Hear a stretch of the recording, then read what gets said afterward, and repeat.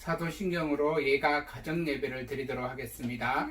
전능하사 천지를 만드신 하나님 아버지를 내가 믿사오며 그 외아들 우리 주 예수 그리스도를 믿사오니 이는 성령으로 잉태하사 동정녀 마리아에게 나시고 본디오 빌라도에게 고난을 받으사 십자가에 못 박혀 죽으시고 장사한 지 사흘 만에 죽은 자 가운데서 다시 살아나시며 하늘에 오르사 전능하신 하나님 우편에 앉아 계시다가 저희로서 산 자와 죽은 자를 심판하러 오시리라.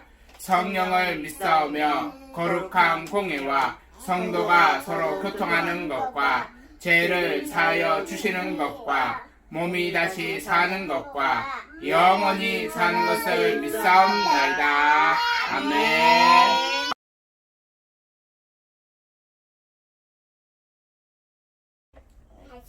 찬송가 563장 다 같이 부르겠습니다.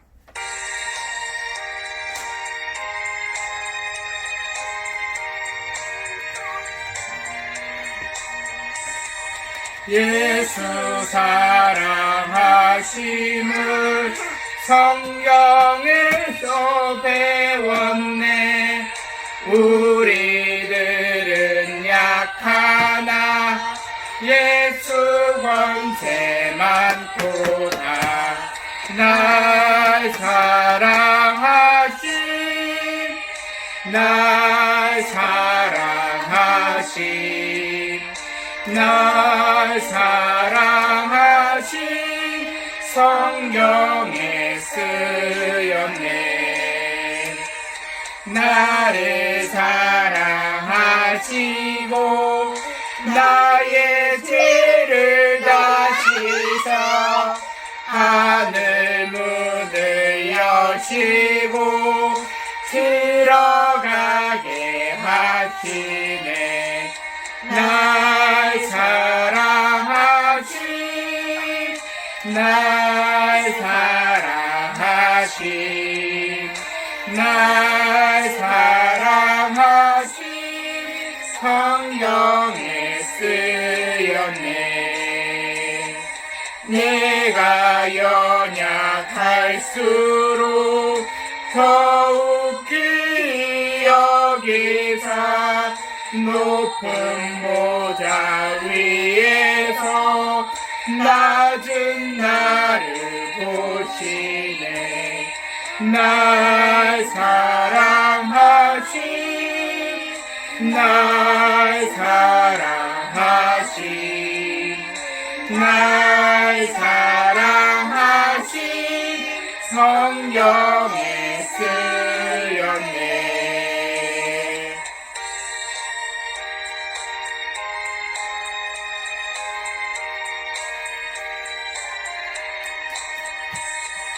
세상 사는 동안에 나와 함께 하시고 세상 떠나가는 날 천국 가게 하소서. 날 사랑하신 날 사랑하신 날 사랑하신 성경에 쓰였네.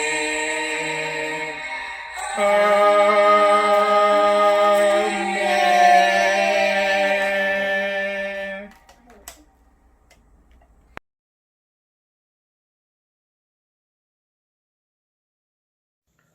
기도드리겠습니다. 하나님, 이 시간 저희로 예배의 자리로 모이게 하심에 감사드립니다. 각자의 집에서 드리는 예배 가운데서도 한없는 은혜를 부어주시고 하나님이 기뻐 받으시는 예배가 되길 원합니다. 코로나19로 인해 세계 많은 사람들이 고통을 겪고 있는 줄 주님이 아시지요. 이 뼈 깎는 고통을 통해서 우리 인간이 나약함을 철저히 느끼며 하나님만이 이 세상의 주인이심을 인정하는 시간 되길 원합니다. 그리고 우리가 매주 드려오던 예배가 우리에게 주어진 당연한 권리가 아니고 날마다 하나님이 은혜로 부어주신 선물이었다는 걸 생각합니다. 예배를 형식적으로 드리던 우리의 모습을 용서해 주시고 이후의 예배들을 하나님께 무한한 감사의 마음을 담아서 드리기 원합니다. 또 이번 기회로 가정예배가 자리 잡히길 원합니다. 잘 드리지 않던 가정예배를 드리려 할 때 마귀가 얼마나 싫어하는지 시험 드는 일도 많습니다. 하지만 마귀가 싫어하는 만큼 하나님이 얼마나 좋아하실까 생각을 합니다. 주일만이 아니라 평일에도 각 가정이 하나님께 예배드림으로 하나님 앞에서 우리가 한 마음이 되길 원합니다. 그리고 목자 되신 주님이 우리들을 어떻게 인도해 가시는지 함께 경험하며 그 은혜들을 나눌 수 있는 각 가정이 되길 원합니다. 그리고 코로나 가운데서도 순산을 하게 하심에 감사드리고 또 출산을 기다리는 가정이 있게 하심에 감사드립니다. 여러 가지 걱정되는 부분들도 많이 있겠지만 하나님이 그 걱정들을 다 가져가 주시고 오직 기쁨과 찬양 가운데 기도응답이 가득하게 하여 주세요. 하나님, 우리가 드리는 예배를 기쁘게 받아주시고 저희로 하여금 어서 다 같이 모여서 예배드리는 그날이 오게 하시고 그동안 각 가정과 직장을 지켜주세요. 감사합니다. 예수님의 이름으로 기도드립니다. 아멘.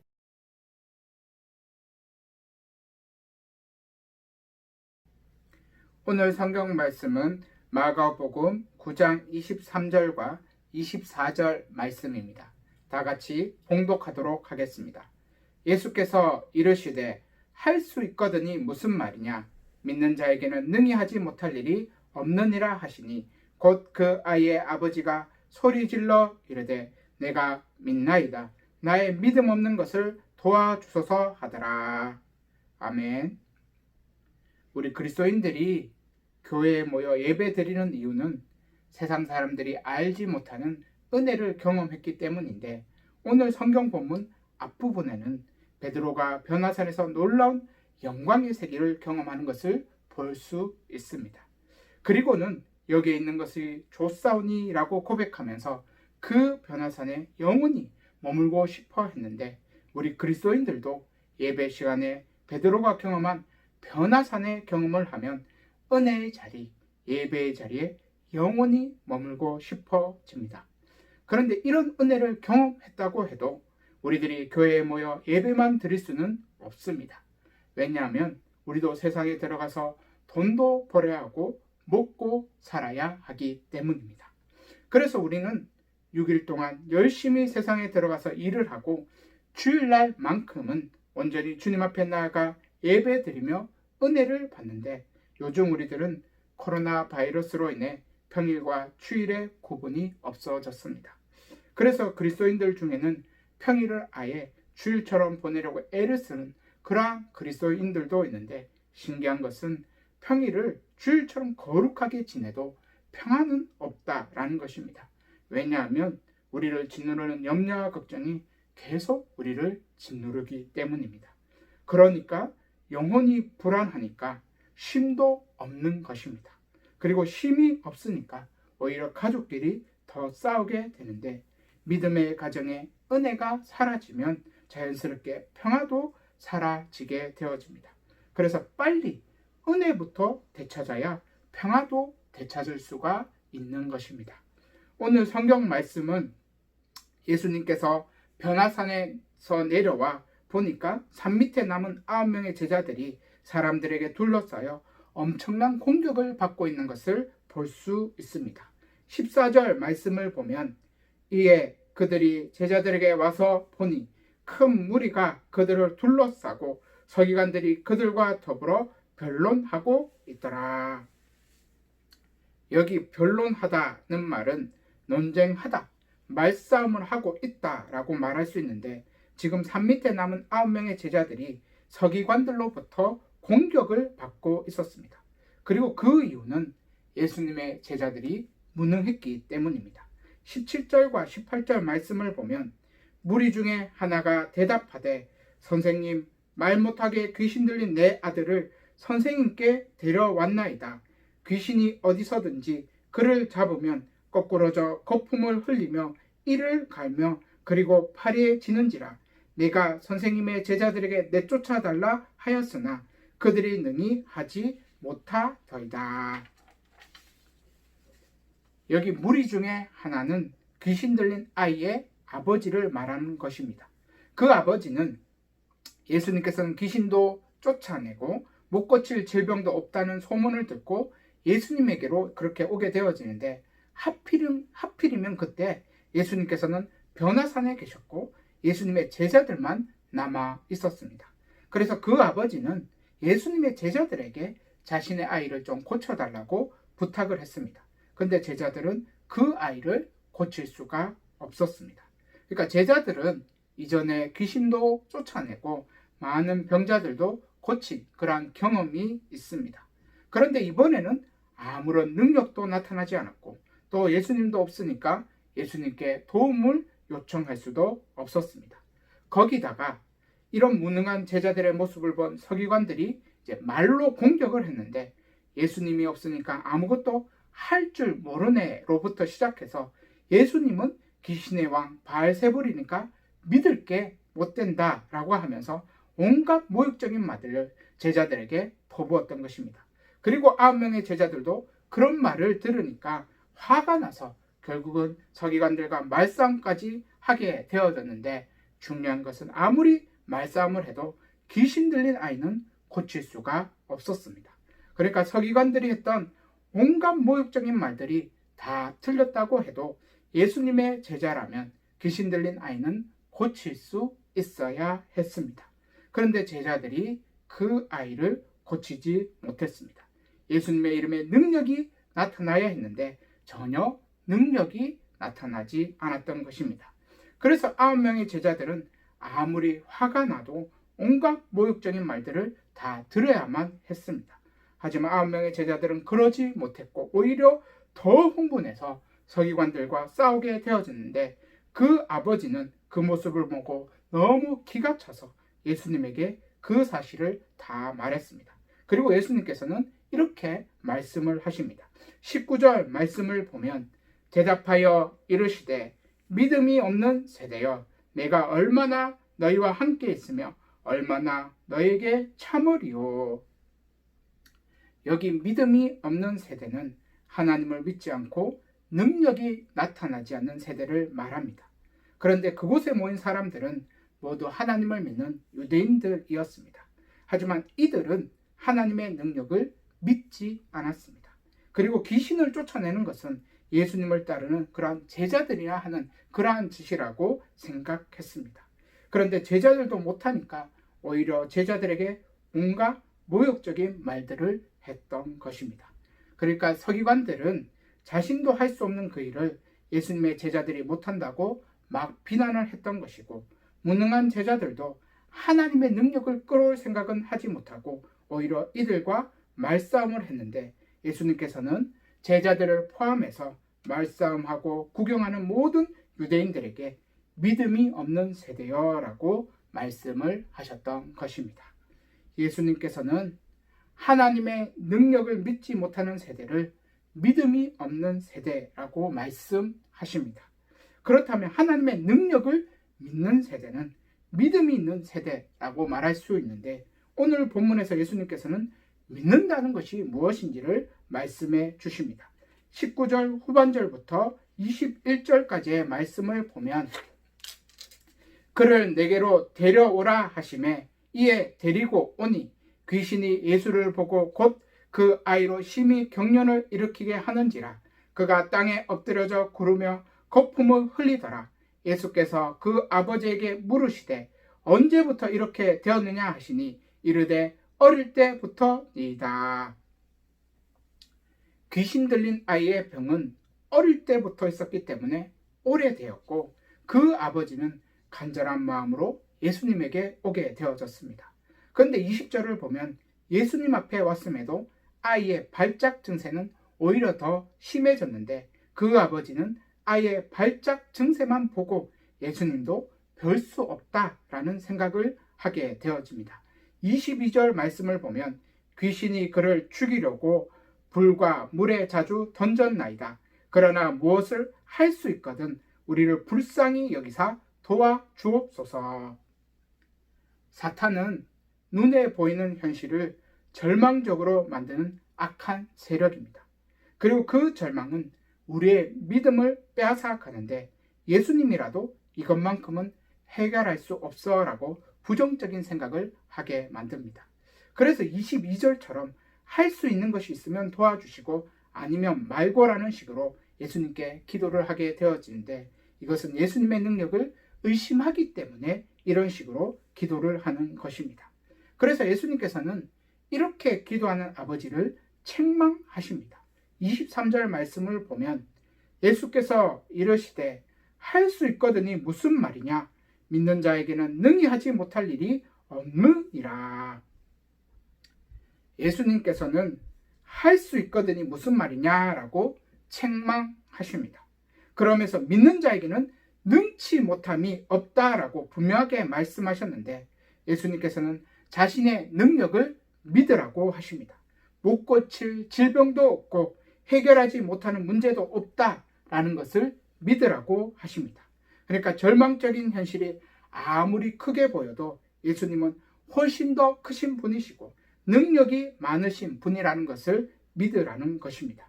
24절 말씀을 보면 곧 그 아이의 아버지가 소리를 질러 이르되 내가 믿나이다. 나의 믿음 없는 것을 도와주소서. 예수님의 말씀을 들은 그 아버지는 내가 믿나이다 라고 고백합니다.